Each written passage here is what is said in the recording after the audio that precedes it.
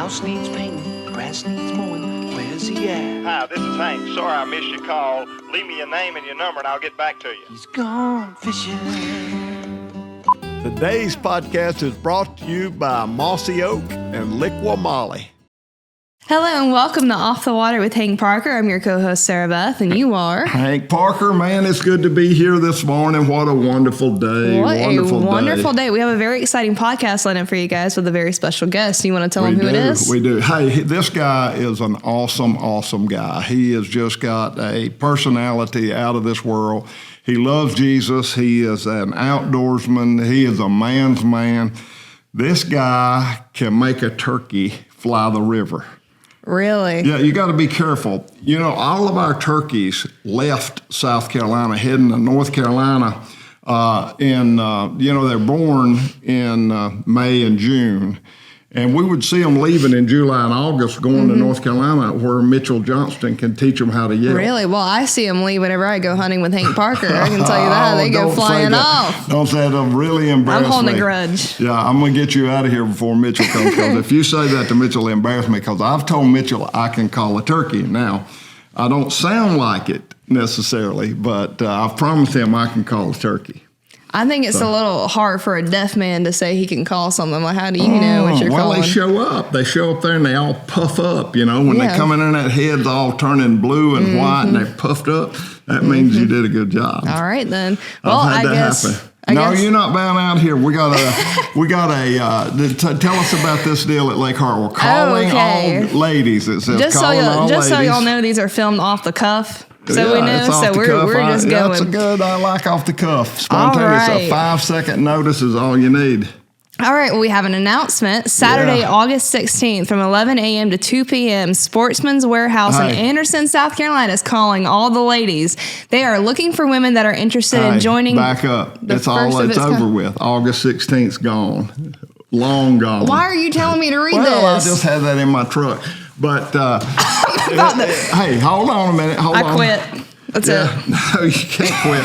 A lady asked me if I would do this, and I told her I would, and I forgot about it. And it was in my truck. But, hey, it's going to be an all-female tournament trail. It's going to start on Lake Hartwell in spring of 2026. So I'm ahead of time. Okay. This pre-tournament meeting was August 16th from 11 to 2. That's gone. But it was at Sportsman's Warehouse in Anderson, South Carolina. You can get all the information you need about this forming of an all-girl tournament trail that's going to start on Lake Hartwell in spring of 2026. So that's pretty cool. I was a little late, but it's not too late because it is not spring of 2026. What year is it? It's 2025. Yeah. What year do you think it is? I have no clue. I just bounce around from town to town and do whatever I can do. But let me just tell you this right here. We have got a very special guest. This cat can sound like a turkey. I am so envious.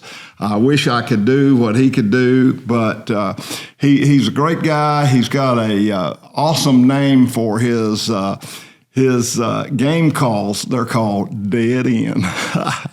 You're on a dead end road when you follow that call, because he's going to bring you down there and mark you and shoot you in your face. So well, there you go. Very great. If you're a turkey, you don't want to get on that dead end road. I'd say not. Well, with that being said, I think I'll bow out now. You're going to bow out. So everybody tell everybody goodbye, and we're going to welcome in my very, very special guest, Mitchell Johnston. So you guys stay with me. Hey, it would be a wonderful time in this little break to talk about Mossy Oak Native Nursery. Yes. Mossy Oak Properties. Yes. And Mossy Oak. Mossy Oak itself. Hey, I got some Mossy Oak and Liqua Molly. We need to get everybody to go on the web, the www. That stands for World Wide Web. Look at you. Woo! Y'all, he learned something that has to do with technology. I'm proud of him. That's right. And check out Liqua Molly. All I was going to say, all of our links will be down in the description below for Local Molly and Mossy Oak Properties, Native Nurseries, and yep, go check them out. All right, that sounds like a winner, Sarah. We sure appreciate it. Got my granddaughter, Sarah Beth. She keeps me straight, and we're going to be right back with my very special guest, Mr. Mitchell Johnston. Hey, we sure are appreciative to Mossy Oak Properties. They are sponsoring our show, and we're grateful for that. For more information on Mossy Oak Properties, you can go to mossyoakproperties.com. But they have land specialists. They've got all kind of knowledge and information about land. They're a franchise that are all over this country, and they're really professional. So if you got any real estate needs, go to Mossy Oak Properties and you can get your answers. Okay, as promised, I have my very special guest, Mitchell Johnston. Hello, my buddy. How are you, sir? I'm doing great. How about you? Blessed by the best. Blessed by the best. I'm too blessed to be stressed. That's right. That's exactly right. I'm better than I deserve. We can go on down the line, can't we? We can, buddy. We serve an awesome God. We serve the greatest God. The only God. Oh, come on. Now we in one accord. All right, let's go. We're going. Let me tell you something about Mitchell Johnston. I met Mitchell, probably 15, 20 years ago. Maybe. It's been a long time. It's been a while. Yeah. And I haven't aged. You're aging. I am aging quite a bit. Yeah. No, I looked in the mirror this morning at this old man, and I thought, who is in my mirror? Golly, bum, it's rough to get off. But anyway, I met Mitchell about 20 years ago, and I had him, he was talking about his mouth turkey calls. Now, you started all with turkey calls, right? That's correct. Yeah. And so Dead End was all about turkey calls, and that's where it started. And I heard, I don't remember where I was or even when we met, but I heard this turkey yelping.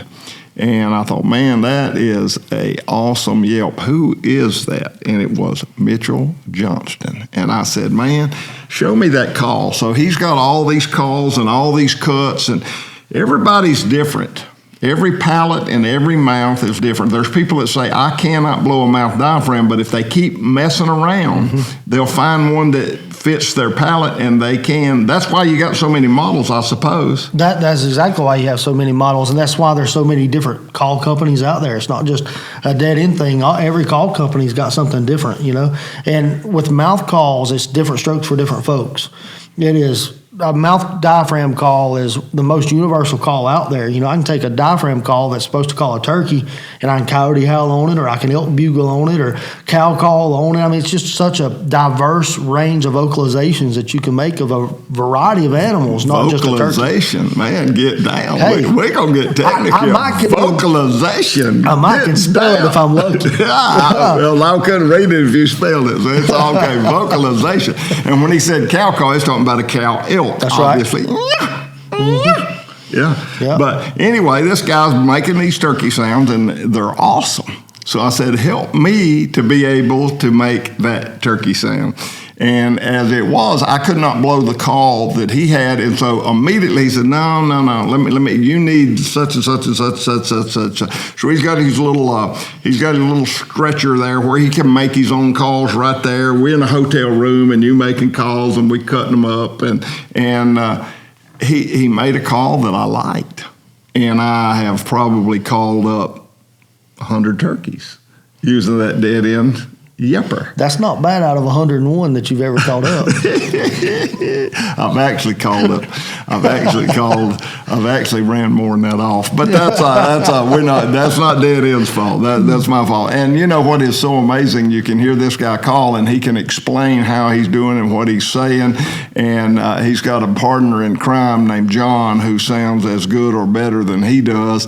And these two guys have tried to coach me over. What's John's last name? Miller. John Miller. Yeah. And these guys can yelp, man. And they try to teach me, and I just can't make a sound like they can. I sound good enough to call a turkey, but I cannot make them fly the Pacific Ocean and come from overseas to America to come to my call, which Mitchell can. So what is the trick, Mitchell? You've tried to explain it to me, but a guy out there that says, hey, I'd like to blow a mouth diaphragm, but I just can't get it done. Tell us, if you got a guy and he just can't get comfortable with the mouth diaphragm, or he's never tried one before but he wants to, how do you start? Where does that come in? Well, it's air control and it's practice and it's a lot of patience. When I first started turkey calling, matter of fact, John was the one that got me into competition calling. He and I were blessed this past year. We won the World Two-Man Team Championship. And so growing up together, that was a big help in competing in that contest. That's for sure. a big deal, too. Yeah, That's a big deal. It was a blessing for sure. God shined on us. Congratulations. Thank you. Yeah. Well, the biggest thing for me was patience. So when I started turkey calling, I was 16 years old, never ran a turkey call. I'll never forget the first turkey call I ever bought was an H&S Strut Viper. Now, I went to Walmart and I bought it off the shelf, and that's the first turkey call I ever started with. Well, then I walked into John's house, and he's got all these trophies over in the corner, and it's got turkeys on top of them. And I was like, John, why do you have trophies with turkeys on them? He said, man, I go to turkey calling contest. I'm like, there's such things as a turkey calling contest? Like, I'm in. Like, I was a baseball player my whole life, and I was competitive by nature, played a little basketball, and I'm like, if there's a competition for turkey calling, I'm in. Sign me up right now. All right. And so, man, it was just patience, though. When I first started calling, it was 2 weeks before I ever got a sound out of that call. Wow. I mean, a sound out of that call. Wow. Now, you can't hardly catch me without a call. So it's like my pacifier. I get to talking or I get to whining and complaining at home, and my wife's like, put your turkey call in so I don't have to hear that. So we run. Have you got turkey call in your mouth right now? Of course I do.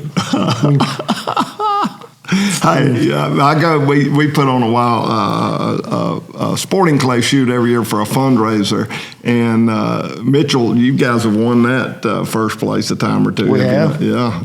John, you guys are gunners as well, but nevertheless, every time you talk to Mitchell, he's got a turkey call in his mouth. He's shooting a shotgun in competition, and he's got a turkey call in his mouth. He's driving his truck down the road, and you call him on the phone, and he's hands-free now. I'm not saying he's violating the law. He's hands-free. He's got his phone on his truck, but he's got a turkey call in his mouth, and he can yelp for you at any time. Yelp for us one time, just right here out of the blue.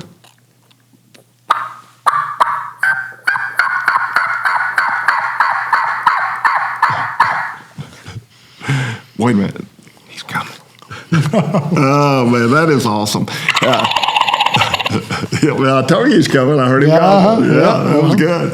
That is amazing. And now you've won the World Friction Call, have you not? I have. I've won a U.S. Open Friction Championship and a World Friction Championship. All right. This is a dead end in the package. Is this a glass? This is a glass call, correct? Okay. This is a glass call. You got the striker and the call in the box. I see you got one little pre-sanded spot. Now, if I got all these custom calls and I get them to suit me, how about right out of the box? Let's say I go and I buy this at a retail store. Can I open this packet and make a turkey sound? You can. So when we put that call into a pack, the one way that we kind of separate ourselves in the industry, because there's a lot of great call makers out there now. There really is. There's a lot of great call companies. But for us, we actually match that striker to that call before it ever leaves our facility. And that is a big deal. People don't understand, if you've not fooled with the friction call, that the striker is just as important as the call itself. So getting that striker matched up, that's pretty impressive. Open this call and let me hear you make a turkey sound. I'll tell you a funny story about that. We had a large retail chain that had our products in. They sent a box back to us of calls that they said was messed up, and some of the calls that were messed up wasn't really messed up. They said they were scratched. Well, if you look at this call, it has to be scratched or conditioned for it to run. So I sent them an email back and said, no, it's not messed up. That's how it has to be so you can run the call. Yeah. So this is a plus. It's a positive. Right. Yeah. It's a positive, not a negative. But you certainly can.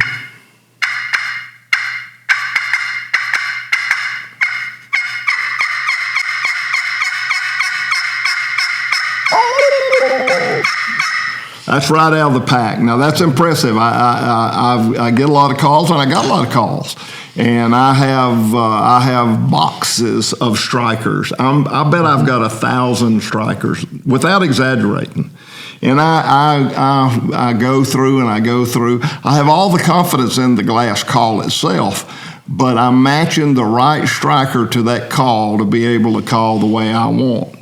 And absolutely. And something else that people don't think about having 1,000 strikers, if you've got 2 or 3 strikers in your bag, you can have one call and sound like multiple turkeys. Oh, that's right. That's true. Yeah, absolutely. I carry about 5 or 6 strikers, primarily because I'm bad to lose them, Right. Yeah. Well, I am, up until this past year, we launched our new dead-end turkey vest, and it's got a pocket in there that keeps those strikers nice and tucked away and in place, and the tips on them doesn't get messed up in that pocket, and the way we designed it's pretty awesome. There's one prerequisite for that call, that vest to work, is you got to remember to put your striker up instead of jumping up and running. You're correct there. Yeah. You got to remember, that's my shortcoming. But hey, fertilizing your pond is really, really important. And Mossy Oak Biologic has perfect pond fertilizer, and it lives up to its name. It is a perfect fertilizer for your pond. You don't even have to be in a boat to put it out. It's incredible stuff.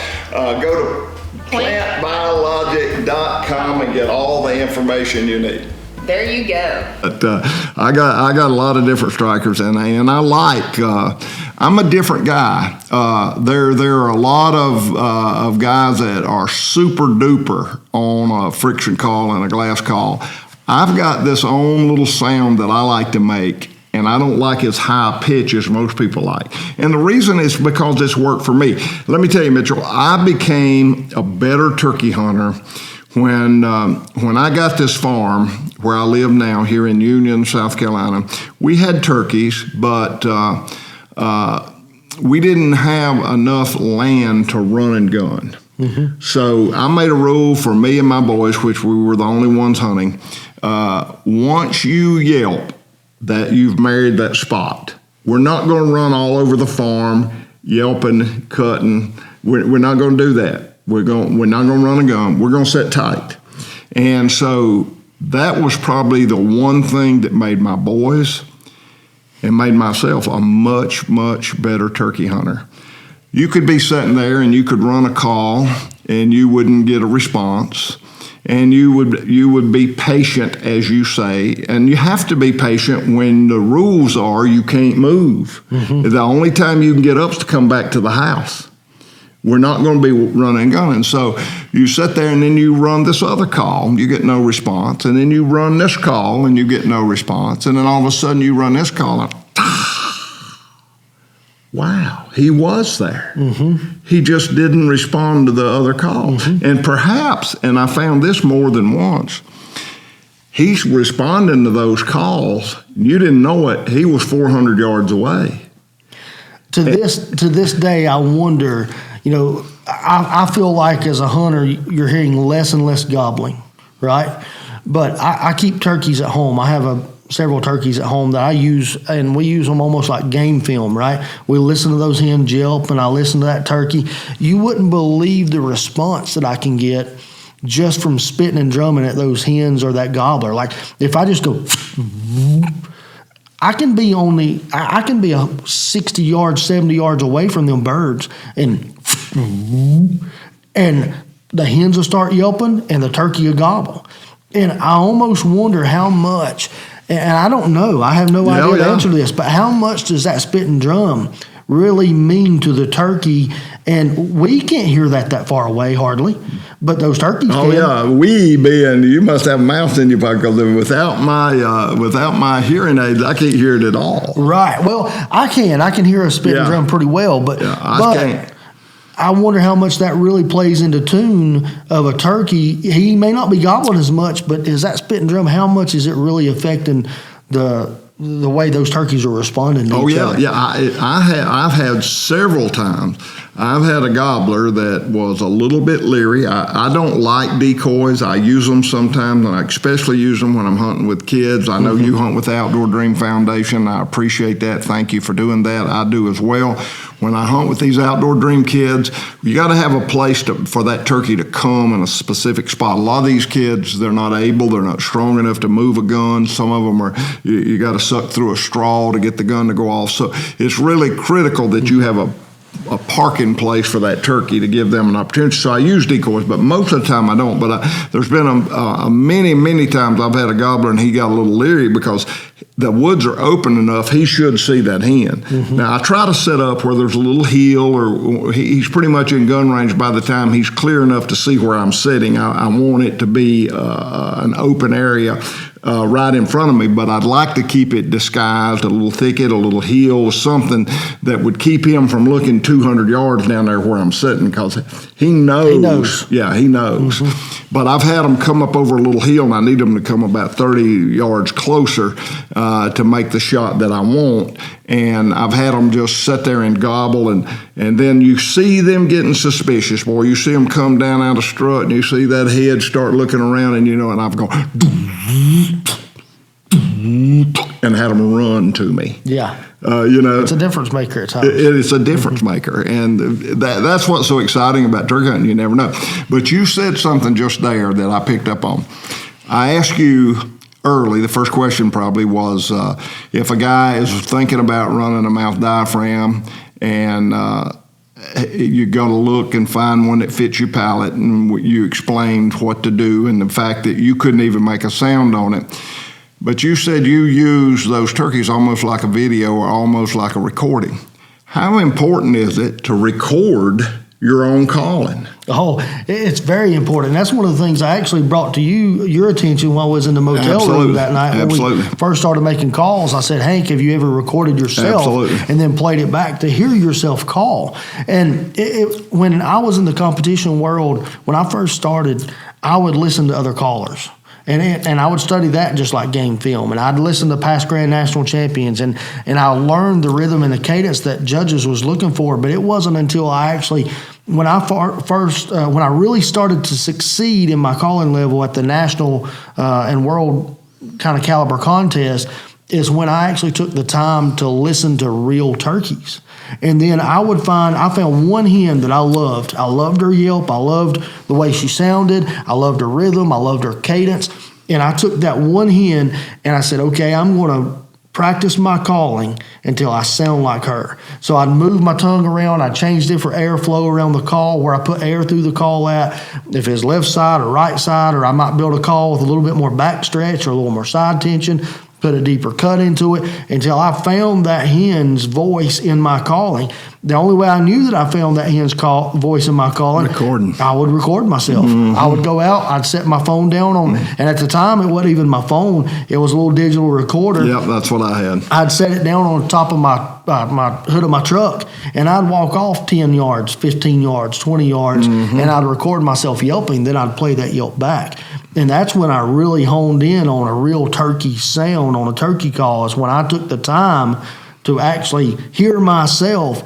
And one of the biggest things that I think that as men, we as outdoorsmen, we have a sense of pride about us of I'm the best sometimes, right?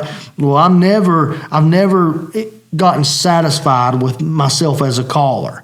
Well, that's one thing that we've got to be open-minded about, which will make you a better caller. And a better outdoorsman is never be satisfied with where you're at and doing what you're doing. There's always room for me and my calling for improvement. So constructive criticism is a great thing, especially when it's self-initiated. I'm going to brag a minute. I've killed a ton of turkeys. I've called up a lot of turkeys.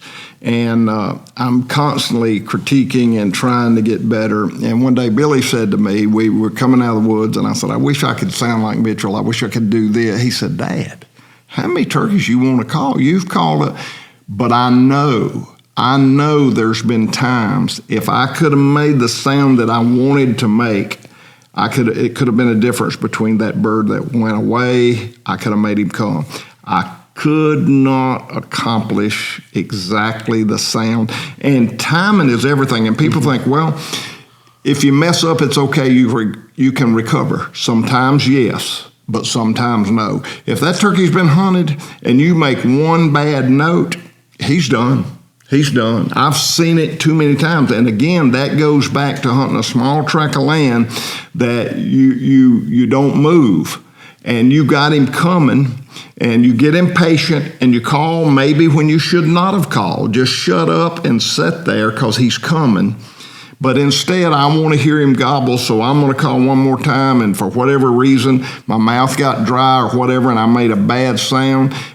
I didn't hear him anymore. He didn't show up. What he did is 180, and he said, "Woo, I'm getting out of here." That's a fake. He's done left the scene. He's left the crime scene. Yes. And I bet that happens way more than we know. I think it happens a lot more than we know. And, you know, that's one thing about turkey hunting. One of the things that I love the most about it is the chess match that you have. You know, that's Checkmate. Yeah, right. And that's the thrill for me of the wild turkey, and why I love it so much is you're trying to outsmart that bird at his own game. Actually, you're trying to outsmart that bird at the opposite of nature, because nature says that the hen's supposed to go to him, and you're trying to make him come to the hen. And so outsmarting nature's it's a hard thing to do. But man, what a beautiful bird, and what an awesome opportunity it is that the Lord's blessed us with to be able to hunt those magnificent animals. It is the highlight. If people ask me all the time, if you could only hunt one thing, what would it be? Would it be the whitetail? Would it be elk? Would it be turkeys? Well, it's without a doubt turkeys. 100% for me as well. Yeah, turkey. I love to deer hunt. I love to elk hunt, but man, my passion is turkey hunting, and I get up and do it as often as I can. I only got about 38 days in this past year. I was off some. So. Yeah, that's not good. No, you got to do better next year. I'm gonna work on that. Yeah, I would too. You can actually start hunting in March. Like the down around Lake Okeechobee in Florida, you can actually start hunting down there around March the 10th. Somewhere around there. The Osceola's that low country. You know, you was talking about just a few minutes ago strikers and how it makes a difference in your hunt. One of the first Osceola hunts, matter of fact, it might have been the first Osceola hunt that I went on. We were out hunting, and I had these birds just responding like crazy to me. And it's a bluebird sky day, and I had one of our cedar glass calls, and that's the only thing they would respond to. They wouldn't hit my mouth call. They wouldn't hit a slate. The only thing they would respond to and gobble back at was that glass call. Well, where my vest had been inside the house, and I went outside, and it was a cooler morning. Condensation got on that glass. Well, I had this little flood zone striker that we come out with, that little waterproof striker. That's awesome. And I remembered having it. I just had come out with that thing. I put it in my vest that morning. I said, shoot, I need to get that out. And I hit it, and they responded again.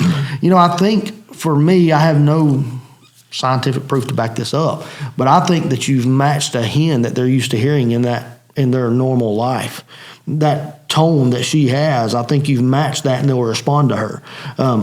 Like I said, I have no... Well, there is no doubt. There is a boss hen. She controls that hen flock. There is a boss gobbler. He controls that gobbler flock. And now he'll get very violent. Man, if you've ever seen turkeys fight, and I know you have, man, they can be very, very violent. That gobbler is dominant. But that hen is just as dominant. You get that old boss hen, and she controls it. And so if you can mimic her, a lot of times you can make her mad. You know, you can sound like her, and you're sassing her, and she's going to come and bring him with it. Oh, absolutely. A lot of times I call it the hen more than I call it the gobbler. Yeah. If I can get her vocal, I can typically get him within gun range or bow range. I was fortunate enough to kill the world slam, and this is one of my bragging rights. I killed the world slam of wild turkey with a bow.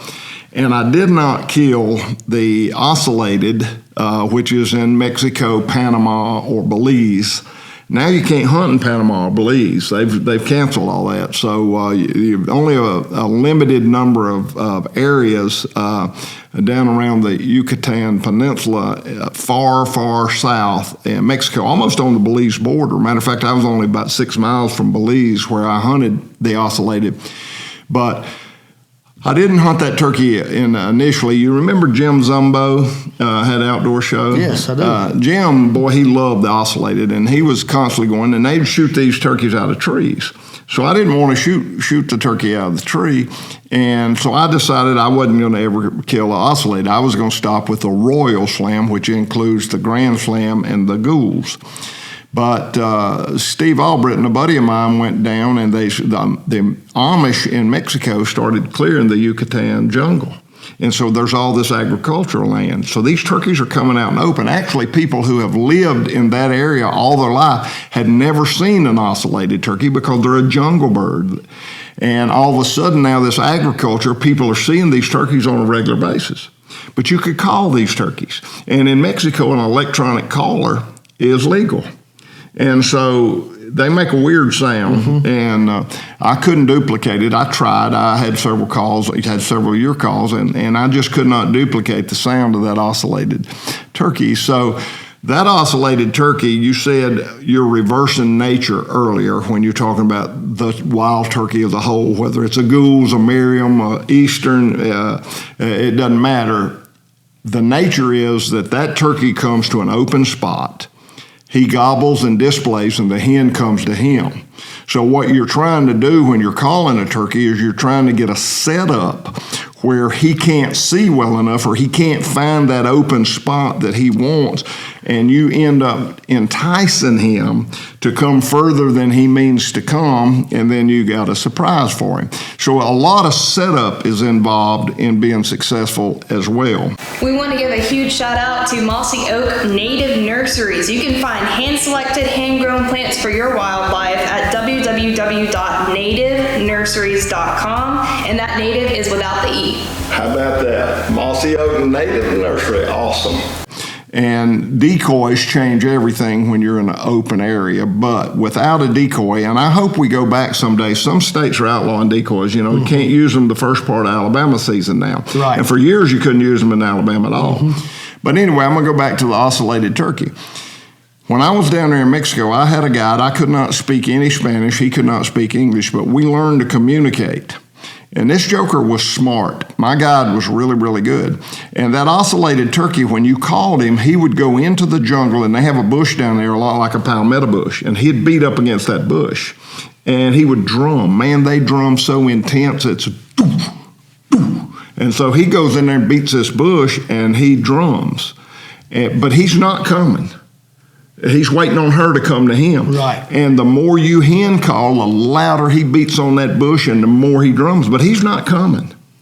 And so I'm with my Mexican guide, and this turkey is behind us, and he's tearing the woods down. He's found a bunch of these palmetto-type bushes, and he's rubbing his wings against them, and he's running into them, and he's flying up in the air and falling down on these bushes, and he's drumming. But he's not coming. So my Mexican guide, he had two little recorder deals there, and I pointed at the gobble. So he hit that gobble, and it got deathly quiet.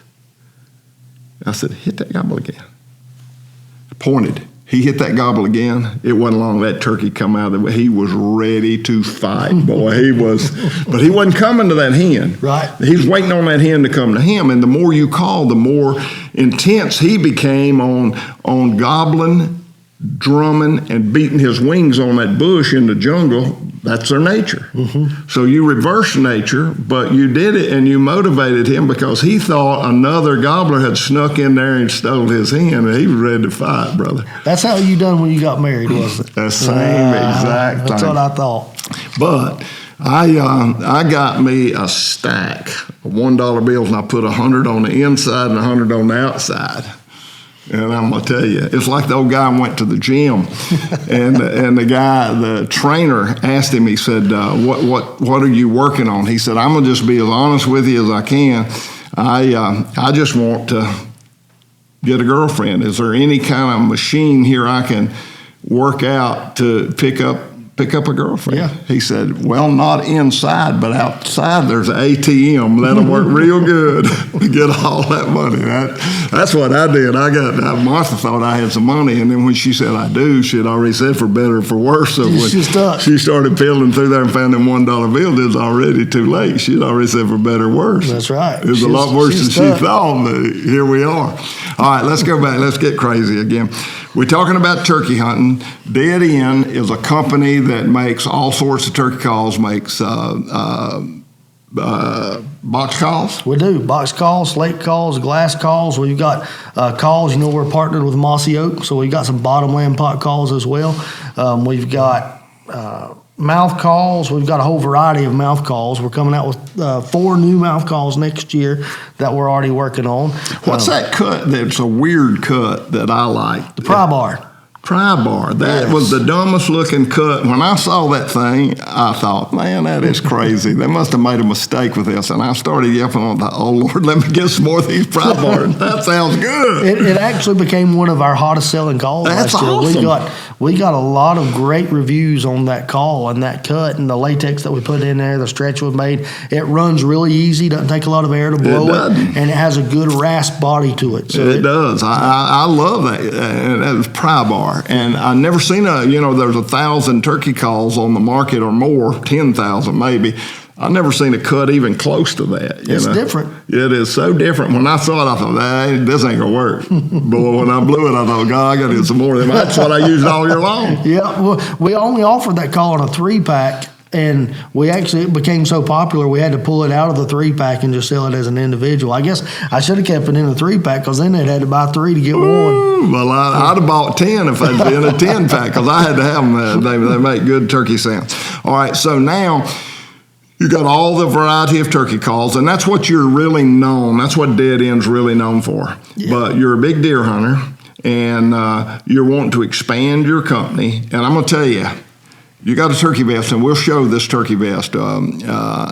This turkey vest rocks. This thing is an incredible idea, and you can build and mix and match and put a pack on it and make it an elk bag. I mean, you got so many options. Very versatile. Hey, and I'll be honest with you. I got a lot of bags. I got a lot of vests. I got a lot of goodies, Yeah. Mm-hmm. And it's hard to impress me. That's the truth. With a turkey vest, yeah. I've been around you long enough to know that. It really is. I mean, that's good. That's a good idea. That's okay. That's another vest. That's a variety. Somebody might like that. But when I started putting that thing together, and I didn't keep mine long. You gave me one. Mm-hmm. You gave me one at the shoot. Mm-hmm. I had it about 3 weeks, and one of my best friends, a great, great turkey hunter, he saw that thing. He said, "Oh, my gosh. That's the vest I've been looking for all my life." That thing, I started showing him how you can do this and do he put it in his truck. He put it in his truck. Yeah. And what can I say? He's bigger than I am. No, well, he's a lot stronger, and he's younger. He can hurt me. And he can outrun you. Oh, no doubt about that. So you're in trouble. But he wouldn't run. You're alone. That's the bad part. If he'd have run, I might have tried to get it back. But he wouldn't run. He'd stand there and punch me in my nose, so I didn't have a choice. So I lost my vest. But this vest is incredible, and we're going to show you how this vest works. But then now I'm looking up here, and we got all this different scent for deer hunters. We got an earth scent. Tell us a little bit about that. So we came out with Odor Zone scent elimination products here at Dead End. I'm like I said, I love the whitetail hunt. It's not just the whitetail world. It's predator hunting. It's elk hunting. All that's scent is the most important part of that game. No doubt, elk is everything. Yes, it's crazy how good they can smell. Well, same way with the whitetail world. Well, we came out with Odor Zone that defeats human scent at a molecular level. Basically, it takes all that human scent, encapsulates it into around its actual odor molecule, which keeps the game from smelling you. Now, here's what I'll tell you. I make this stuff, all right? I don't think there is a 100% effective odor eliminator out there. I don't either. I don't. I'll be straight up and honest about that. All right. But I will tell you this. What I feel like, and this is, again, my opinion, I think we have made a product that will fool a deer's nose to thinking that you're 200 yards away instead of 50 yards away.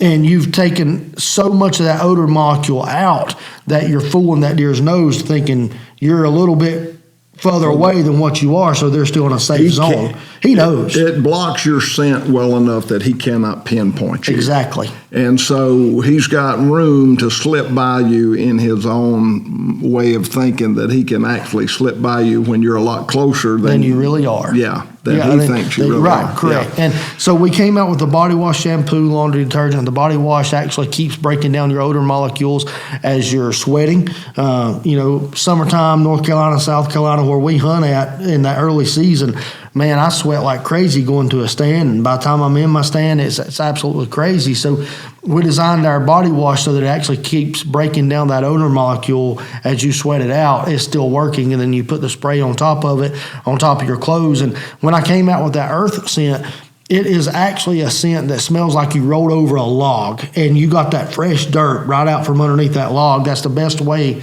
that I can describe it, and how it works and the effectiveness of it. It's just unbelievable how many deer I've got. And I've got so many friends that are scent eliminator, period. You know, they think it's just a Ponzi scheme. Well, hold on. What you just did, you took ownership of admitting that you believe in all your research and the things that you've done, there's no way to eliminate all the odor. You admitted that. Absolutely. A lot of companies will not admit that. They say 99.9 going to kill all. I don't believe it. I don't believe it either. Well, and that's what's happened. And that's why you got people that don't believe when you say, I've got a scent control product, they don't believe any of it works. That's correct. Because people have overstated for years what their product does, and nobody's took ownership to say, I'm going to tell you, this is not going to eliminate. No. So you came forward, so go ahead. I didn't mean to interrupt you, but there's a good reason nobody believes you is because people have overstated, they've embellished to the point that it's beyond belief. And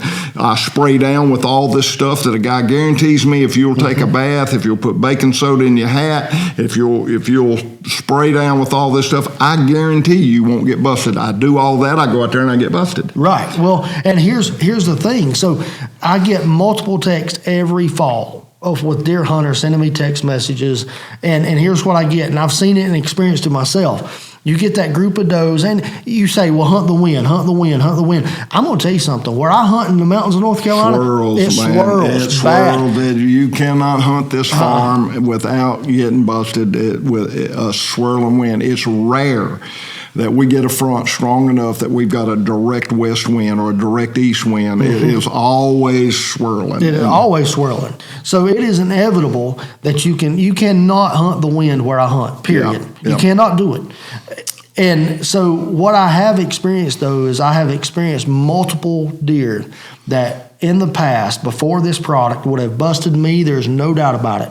And I've watched, you take a big old mama doe, and I've watched, she's the worst. Oh, she's the worst. Yep. And I've watched her come in downwind of me. I know she's picking up some scent. I'm watching her. She's got that nose up in the air, and she knows. Like, there's something here that ain't supposed to be here. Yep. But then you'll watch her just calm right down and come right on in. Straight downwind of me. I mean, straight downwind of me. Wow. And it's not the fact that I'm eliminating all of your odor. It's that I'm fooling that nose that she thinks she's in that safe zone. She's far enough away. She's okay. That's like you talk about your earth scent. I remember the first time I sprayed down, I said, "You smell like dirt." And I said, "Good." Yes, good, exactly good. That's exactly what the point was. I want to smell just like dirt. Yes. And it works. But I'm with you. It does not work 100%, and nothing does. And or at least I have not found. Every year there's a new miracle spray. There's a new miracle shampoo. There's a new miracle clothes wash that is going to completely 100% or 99.9 eliminate all human odor, and you're going to be good to go. Forget the wind, just hunt. And I've not found that to be true with anything. So. No, and we're very honest with our company, right? I'm not going to try to listen. There's too many people that has tried to sell a gimmick. I'm not a gimmick salesman. That's not who I am. That's not who Dead End is. Dead End is a ministry before it's a business. We're more about spreading the gospel than we are spreading our product. And that's the most important thing to me, is spreading the gospel of Jesus Christ. And that's what's going to matter. Everything else is rust and dust, right? Yeah, it's all 100%. going to go away. But if I can spread the gospel through selling a call, then that's what I'm going to do. But I don't want to ever be in the position where people think Dead End is a dishonest company. And that's not who we are, and that's not what we're going to be about. I'm not going to do that. I'm not going to tell somebody that I have the best mouth calls out there. Do I have great mouth calls? Yes. But could it be the fact that my turkey calls just does not work for someone? Maybe they blow air too hard. Maybe they don't blow enough air. I don't know. But that's why there's so many call companies out there. Well, let me ask you to stop it right there. What do you think I do wrong? Did I blow too much? Not enough? I just think you're too full of hot air is the problem. I think that's the issue right there. Oh, you think I'm melting that latex? That's what it is. Oh, man. Dry cracking it. It looks like it's been sitting on the dash of a pickup truck in the summertime at 110 degrees for 3 weeks. Oh, belittlement will get you nowhere. That hurts. Let's go, man.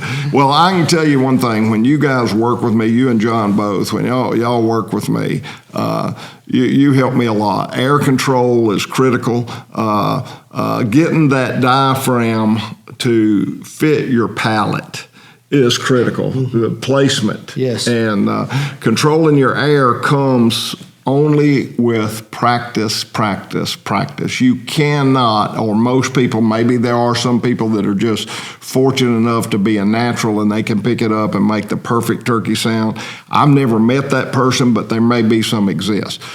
But for me, I've been doing this for 40 years, and I'm where you are. Not on your level, but I'm still not satisfied at all. And if I could get where you are right now, I'd probably be satisfied. But I'm not where you are. But in my frame of mind, I'm still not satisfied. So I continually work on improving. I started blowing a trumpet this year.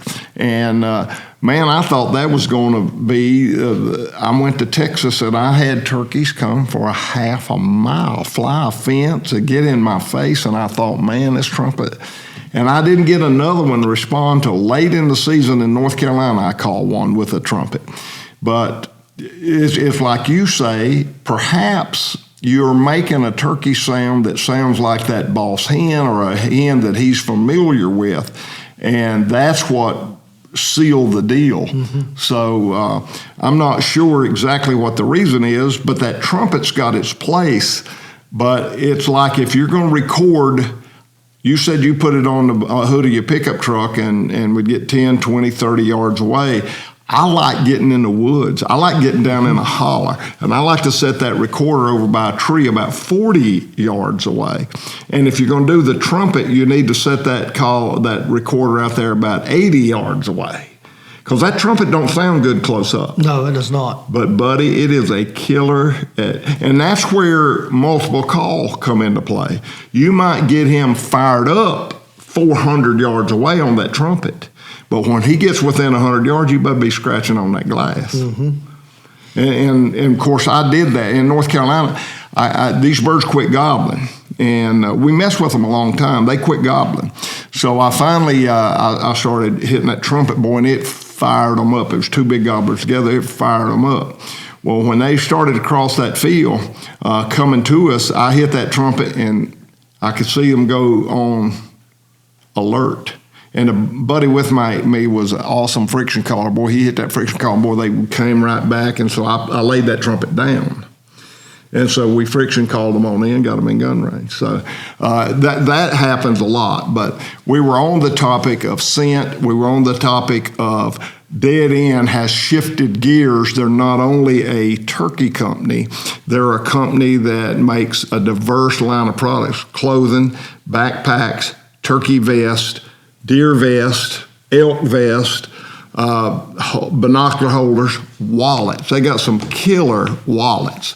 I love these. I'm not sure that Mossy Oak Bottomland is going to be the right color if you lose your wallet in the woods. You might be right about that. Yeah. It might get lost for good. Yeah, we may need to make this border orange. Right.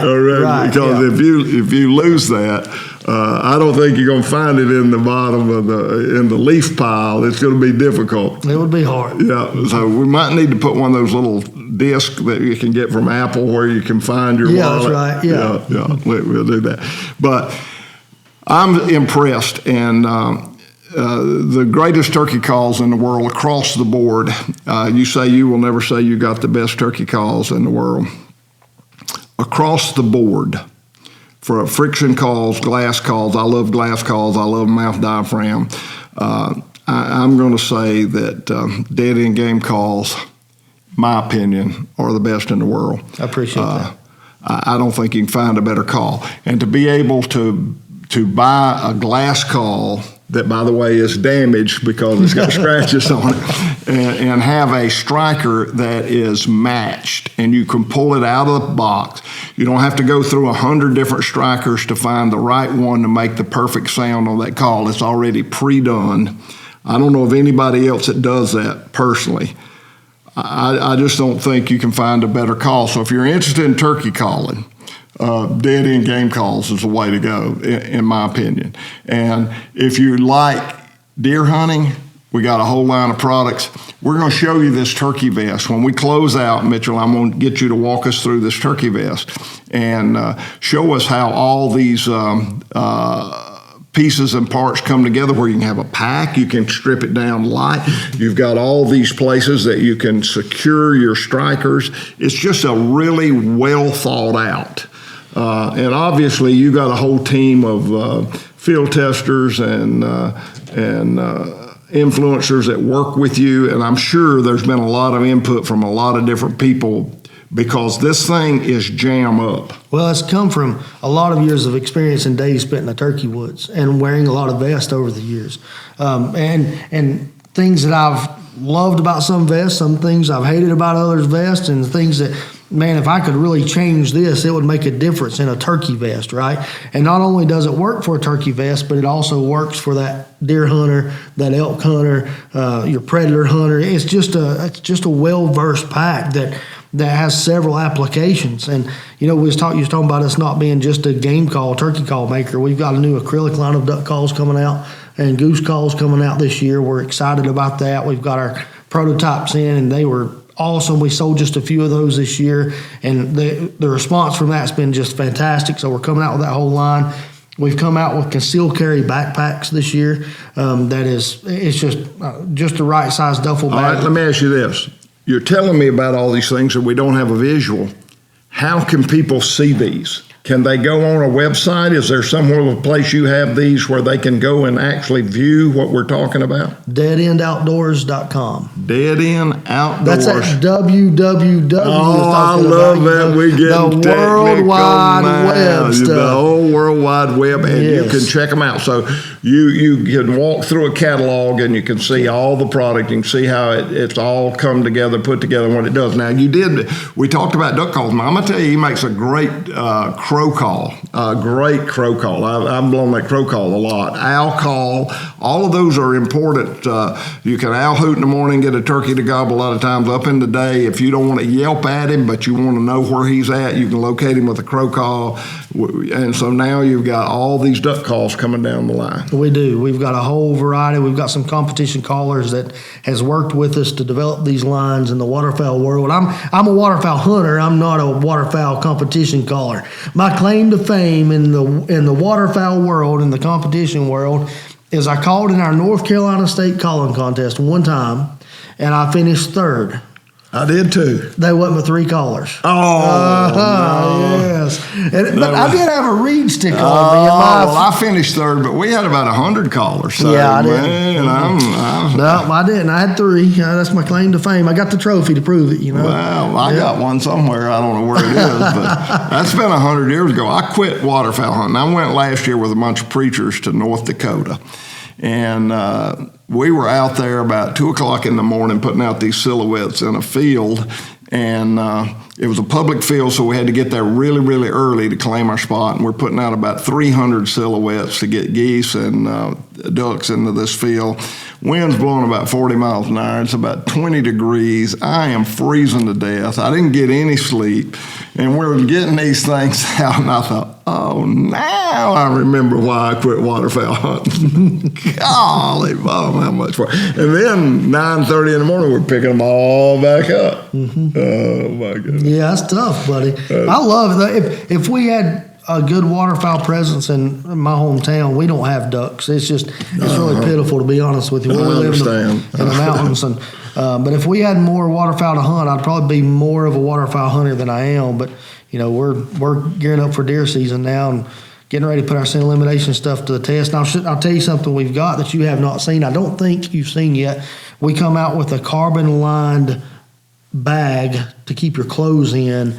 That's, of course, got the bottom land ripstop fabric. It is absolutely phenomenal as far as and you can fit a whole pile of clothes in this thing. It's amazing. So you take your wash and you wash your clothing, and then you put them in that carbon bag and keep them from getting any scent from the house or from whatever Martha's perfume, you know. Yes. And scented laundry detergent. I separate all mine, you know. So as soon as we get that wash done, we can put them in that carbon bag. That's and right. I can throw it in my truck or bring it over here and get it away from all the foreign odors, and I'm good to go. Or even if I zip it up in that bag, I guess I can just leave it there in the house. I'll leave mine in the house. Yeah, that's awesome. It's pretty awesome. It's one of the classiest looking pieces too, as far as a scent lock bag. or a scent elimination bag or scent proof bag that I've seen. I mean, like I said, it's got that ripstop fabric outlined in mossy oak bottomland. And, man, it's got all the metal buckles that's on my turkey vest is also on that bag as well. So if you want to put it on your back as a backpack, you can. Or you can take those off and carry it with the carry handles. It's a really neat piece that complements our odor elimination line very well. That is awesome. You're talking about mossy oak bottomland. I got a shirt on here. And when I first got this shirt, I thought, what in the world, man? This thing's all faded out. That's not the good, clean bottomland that I like. And I thought, I'm old. I started wearing this thing, and it's so comfortable. And I love it, and it's vented for fishing, so I fish out of it. Every kid, I said, oh, man, I love that shirt. God, that's killer. Where'd you get that? Sarah Beth, my granddaughter, oh, Papa, that's the best looking mossy oak.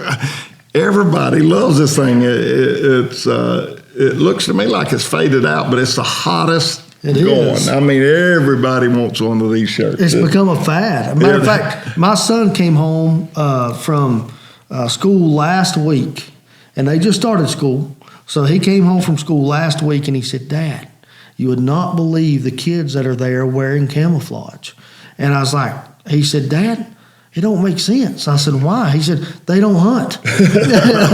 And so it's become the fad. Man, I tell you, this thing here, everybody I see that's young, they want one. I'm wanting the old mossy oak bottomland, but hey, I've learned to like it because all these kids think I'm somebody. They think I'm cool. Yeah. I ain't been cool in about 40 years, so that's pretty awesome to be cool.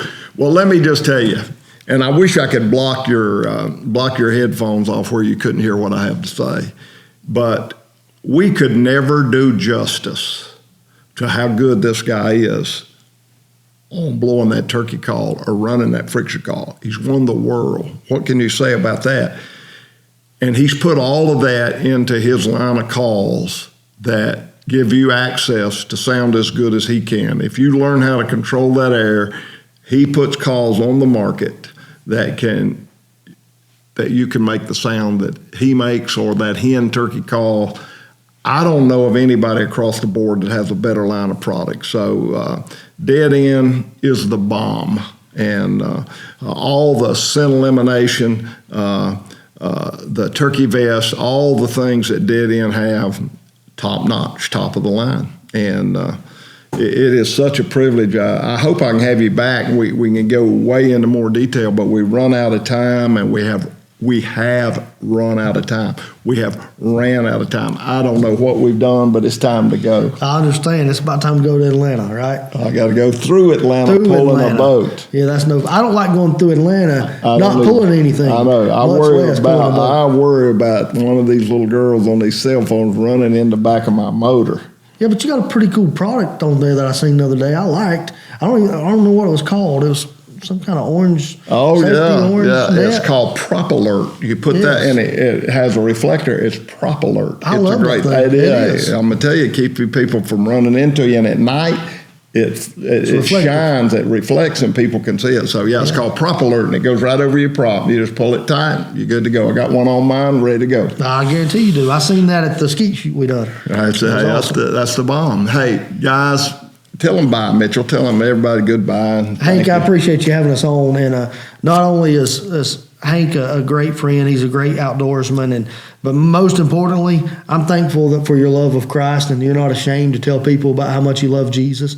And that's what makes us great friends. Is we've got all this in common. Don't get me wrong about the outdoors, the love of turkey hunting, the love of deer hunting, all this stuff that we love. But we have the common mutual bond of loving Jesus Christ. And that's the tie that binds. That's the tie that binds. So thank you for having us on. We appreciate your time listening here on the podcast, and thank you for your time and having us here in South Carolina. God bless you. I'll see you next time.